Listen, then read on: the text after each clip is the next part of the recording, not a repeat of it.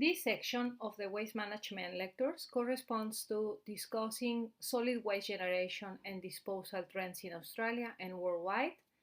And we're going to start first with the waste hierarchy term. The waste hierarchy is a set of priorities for the efficient use of resources.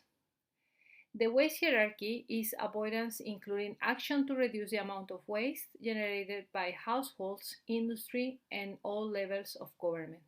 It orders the waste management options according to the preference from the highest to lowest, starting from waste reduction, then as a second option, material reuse.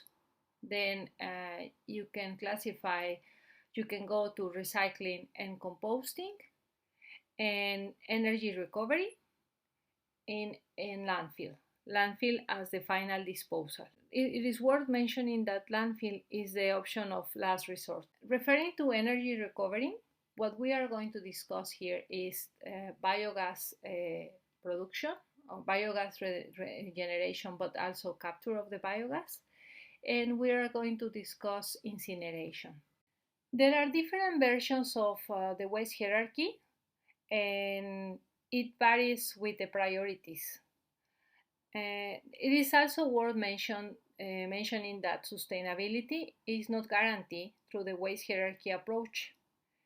For example, each material in the waste stream requires a specific process, and therefore varied waste management options are suitable.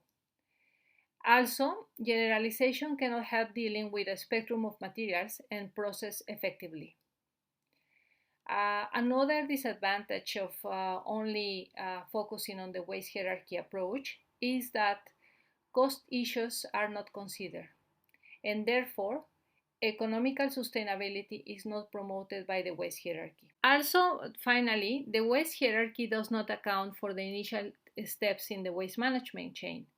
What are these steps? Well, waste storage and collection, which are steps developing countries are struggle the most. To start discussing about waste generation and management, we need to think about how much waste do we generate each day, what happens to it, the impacts, whether it's sustainable or not, the practices that we take for waste management or for waste minimization, the solutions, and how do we assess these solutions? For example, where is this waste going? To landfill, recycle, reuse, reduce, or incineration? In this figure, I present the waste management evolution. It goes from before Industrial Revolution till nowadays. Before the Industrial Revolution, a scarcity of the resources forces and allows for repair and reuse of goods.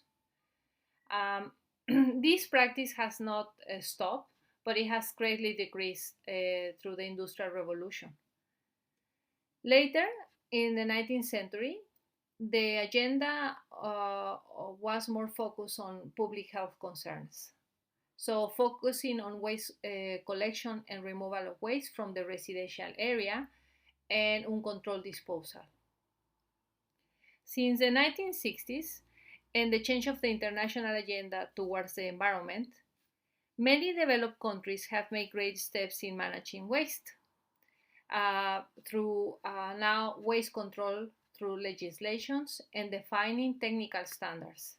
So thinking about end-of-pipe thinking still.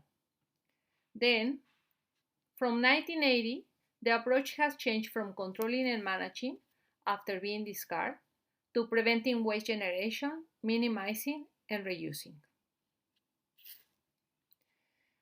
In this time, it's worth mentioning that that's where the waste hierarchy emerged, and also the concepts of pollution prevention, source reduction, waste minimization, and toxic use reduction.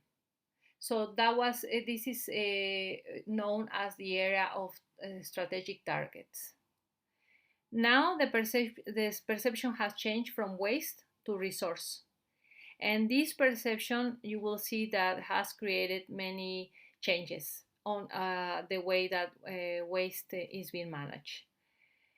So then terms like waste and resource management are gradually replacing waste management.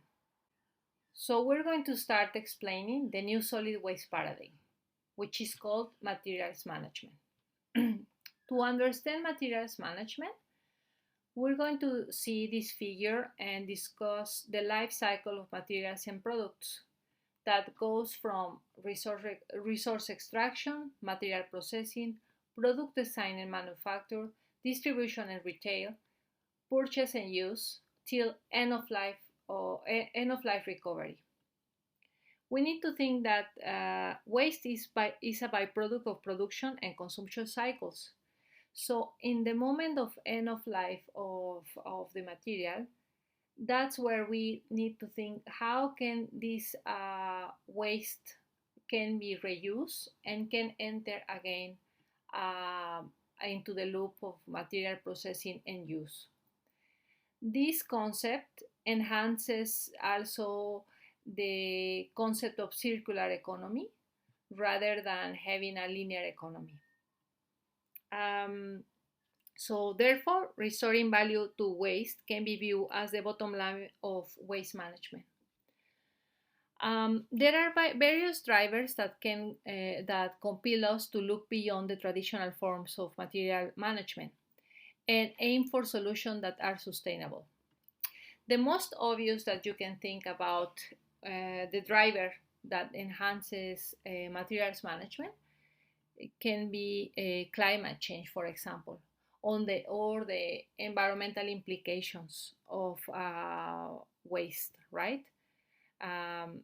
So if we think about not only climate change, but the increased biodiversity lost, or what is causing waste generation on water, air, and land pollution, you can see that these are examples that enhance the application of materials management concepts. But there are other drivers. For example, the economic growth and increasing living standards. Also, material use has accelerated globally, and population has doubled. But not only the problem is the increase in population, but also the global economy. And this has forced the material extraction, right? Following the concept of materials management, now I'm going to show you the concept of urban metabolism and how these two approaches complement each other. So now, compiling these concepts and the history of waste management and also the waste hierarchy concept, we can now set the objectives of waste management. So those are protect public health, protect the environment, including biodiversity, but also tackling climate change, address social concerns, equity, environmental justice, aesthetics risk, public preferences, recycling, and renewable energy. And finally, something that is very important for driving waste management, which is minimizing cost. These objectives of waste management are pushed by social pressure, and that's why it's very important to assess how waste has affected the environment, for instance, and how our unsustainable practices have affected our world. This is one example. You know that plastics are now, and research suggests that 10 rivers, mostly in Asia, may be the source of 88 to 95% of the global load of plastic introduced to the ocean. And the consequences of plastic are actually not well known, but this is one of them, right? Like entering the food chain and animals being saturated with plastics.